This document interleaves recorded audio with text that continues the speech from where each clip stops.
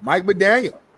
That's a He horrible was hire. asked why he goes to the NFL scouting combine, and he gave a very interesting answer. Let's check this out.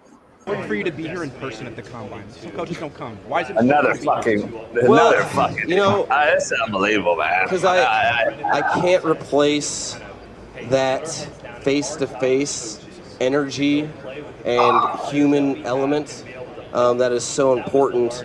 Like in this game, it's the one time that you know. However, it is for us a little inefficient in terms of time. There's some downtime in the middle of the day, but for me, I'm hard pressed with how important the decisions are for the fabric of your team when it comes to the NFL draft. You know, everybody can do it a different way. I need to see people in person for me to kind of complete the whole picture of what I'm seeing on film. Hey, he agrees with you, JB. We had a whole argument today about, I said, I look more into film more so than the combine and the pro day, and you gave me a whole good take of why coaches deem combines being important. You want to feel them, you want to touch their arms, you want to see them, you want to see them in person, how long, length they are, pause, how they move, are they a 2-step cutter, 3-step cutter? You gave me all that. It was a great answer. He's agreeing with you. He's saying to complete his process as a coach, he needs to see you in person. So I would think that you would actually love what he's saying and you would agree wholeheartedly. But based upon your energy, I don't know. What's your take on this? I'm gay. I'm just tired of it, homie. I'm fucking tired of it. I'm just so tired of these motherfuckers, man. I really am. I'm tired of these motherfuckers, man. The league has become fucking gay, man. I just got to be honest. This is unbelievable. I can't play for this guy, Smitty. I can't watch him. I can't listen to him no more. I can't listen to this fucking Excel spreadsheet creator that we just fucking hired in Jacksonville. The fucking TikToker. I can't do it. I just can't. I mean, this is a man's league. This used to be a gladiator sport, dog. Seriously, to your point, what I said is true. Two things can be true. What you said, I do say that. Yeah. You got to get your shot and blah, blah, blah. And it's not a recyclable business when you hire fucking Excel spreadsheet developers. But we took it over to an extreme, homie. You just bypass a bunch of fucking able-bodied guys that are older. And now you're going to hire these fucking Excel spreadsheet creators. And guess what's happening? Those older guys that are able now are going to be too old when it comes through to fruition when you find out that these fucking TikTokers are shitty. And then I want to go back in the cupboard and try to grab Pete Carroll at 73 years old now. And I want to go grab fucking Mike Tomlin when he comes out of retirement because he's going to quit because he want to hire these young fucking weirdos. And then it's going to be too old for that guy. And then you got a bunch of shitbird beta males coaching in a league that used to and was devised on cutting people's fingers off and still playing. Breaking legs and playing in a Super Bowl, fucking ripping your face off, playing with leather helmets, all the things that we knew football to be growing up is now being pushed out of the game that we once loved. You take kickoff out, you take wedge breaker out, now you create a stagnant kickoff. Now you want to fucking do the tush push and you don't want to do come on, homie, what are we doing? What do we do? It can't hit the quarterback no more. And now it's a horse collar. And now it's a hip drop tackle. And now we put helmet condoms on the motherfucker. What are we doing? Do you think those guys aren't resonating from what's being taught to them or told to them? This guy's breath is gone, Smitty. He's gone. What I mean by that is everything you say in that locker room now is just a breath. The players aren't listening to this guy no more. Sorry. I'm just telling you the truth. I know from inside sources from some players. They're not listening anymore. They're not listening anymore. So what he said about the combine is true, maybe. Like what I said, yeah, cool. We could be on the same court with the combine shit because it's fact. If you've ever coached long enough, you got to see the motherfucker in person. So that's not a real hard thing to say. So we can agree to that. But doesn't mean that I agree that this guy should be fucking coaching grown men in the NFL. I don't. And this GM that's 30 years old, who's a fucking TikToker, should be GMing and telling this coach what guy to draft. There's just no fucking way. So why do you think they had him on staff for 8 years just for shits and giggles? No, he's a nepotism. He knew, somebody knew him. His dad. He got as a GM. Look at his resume. I'm looking at his resume right now. For McVay, though, what do you at least get a guy a chance? Because again, to your point, on the coaching side, you said he's built up one of the most impressive coaching trees. He's not even 40. Coaching. Okay. So I'm saying, but he's a Super Bowl champion. The coaches underneath him go on to coach other teams, and they have extreme success. Why not? Like, what on McVay's resume is showing you that?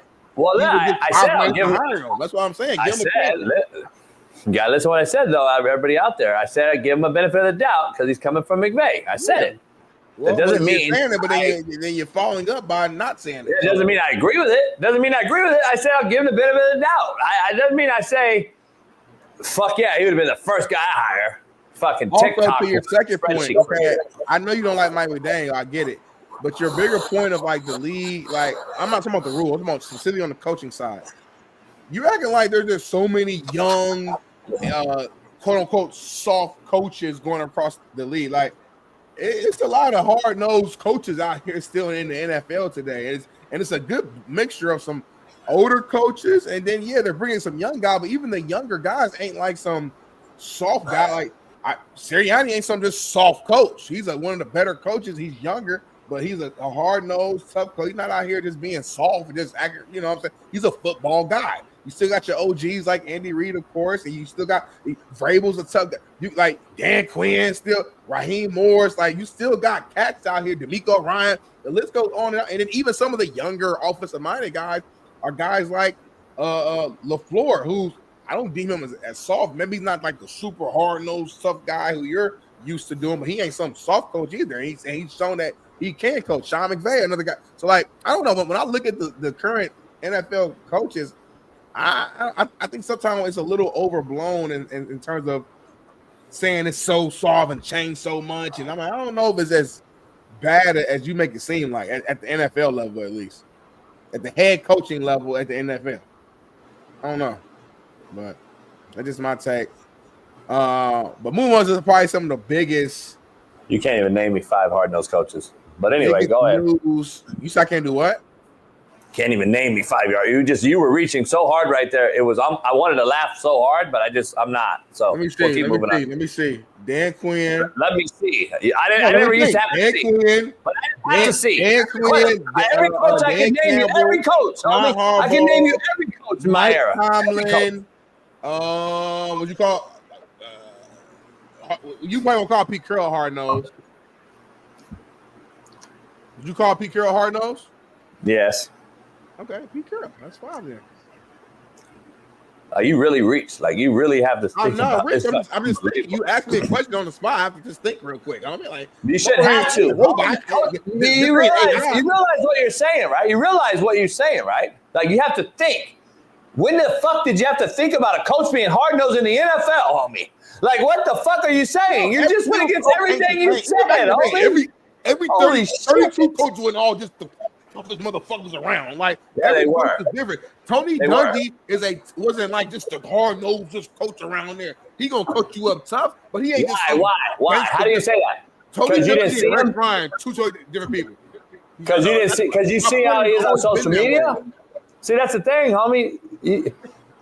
Just because you don't film it every day doesn't mean he's not. By the way, go ask Eric Weddle, go ask fucking the head coach Raheem Morris, and why don't you go ask Warren Sapp if he did not absolutely motherfuck players and coaches. Dungy didn't cuss.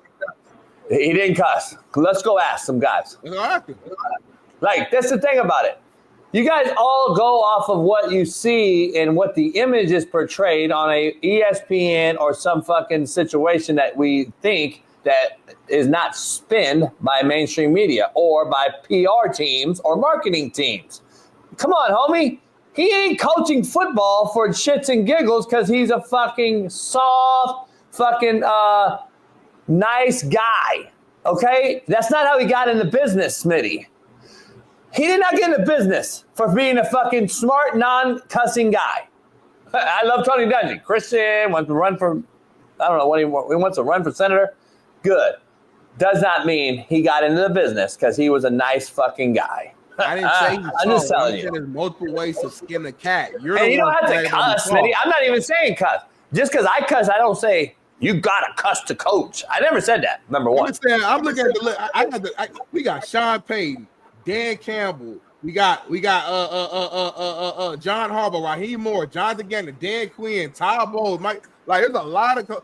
Say what you want about Kyle Shanahan. Kyle Shanahan ain't no bitch either now. Like, he got their ass working, and I know that firsthand for a fact. He got their ass working. Coaches coming in back early from break. I know that for a fact. I know people on the staff. Like, I'm looking at the list. Like, it's overblown is what I'm trying to say. It's overblown. There's a handful of guys that you might put in that little space of Mike McDaniel and you deeming him soft. I get that. It's not a lot of Mike McDaniels in the NFL coaching football. It's not. Not a head coach. You're reaching. It's not. You're reaching. It's not. You're reaching like a motherfucker. You're trying to make it tough. I got the list right here. It's not. So hey, we didn't used to have to make it tough. You know, I'm not trying to make it tough. I'm just naming the facts. I'm naming the coaches. It's not fact though. You're trying to make it tough. It's not tough. The coaches list I just pulled up in here and tell me who on this list is just soft. I mean, we can do it all day. Everybody. Let's pull it up. Everybody's soft. Andy Reid soft. No, Andy Reid's on the other side. We already know. I already told you. I told you about Pete Carroll soft. Right. Mike Vrabel soft. Raheem Morris soft. Aaron Glenn soft. Dan Campbell if you want to go down the list, you want to go all the way down the list. How far I gotta go? Let's go down the list. Let's go down the list. Pull it up. I want to see it. Well, fuck. If I could talk, homie. Jonathan Gannon, soft as runny baby shit. No, he's not. Raheem Morris, defensive guy. I'm gonna put him on the harder side. John Harbaugh, I'm gonna put him on the harder side. Yep. Sean McDermott, he looks good and all that on the sideline, but I don't know if he's hard nosed. Dave Canales, I know Dave personally. Ben Johnson, Zach Taylor, Stefanski, Schottenheimer. Sean Payton, so we're going to skip him because he's a hard ass. We're not skipping nobody. Go through every name, homie. No, what I mean is he's a hard ass. So I'm not going to, the guys I'm naming and I'm going to stay on the name and soft. Sean Payton, obviously. We know he's not. Dan Campbell, he looks hard, looks tough. We'll see. I don't know yet.